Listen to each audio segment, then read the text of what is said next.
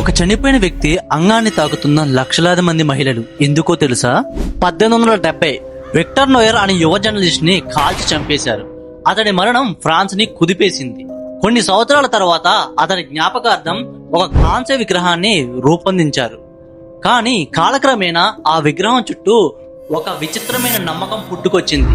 ఆ విగ్రహం పెదవులపై ముద్దు పెడితే ప్రేమ దొరుకుతుందని, అలాగే దాని శరీరంలోని ఒక ప్రత్యేకమైన భాగాన్ని తాగడం వల్ల పెళ్లి అవుతుందని, పిల్లలు పుడతారని నమ్మడం మొదలు పెట్టారు. ఇది మొదట ఒక రూమర్ మాత్రమే, కానీ నేడు ప్రపంచం నలుమూలల నుంచి లక్షలాది మంది ఆ విగ్రహాన్ని తాకడానికి వస్తున్నారు.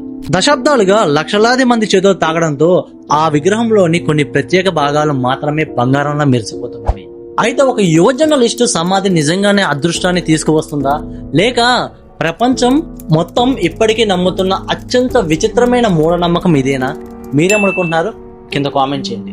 మీ గ్యాంగ్ లో విచిత్రమైన ఫ్రెండ్స్ కి ఈ రీల్ షేర్ చేయండి.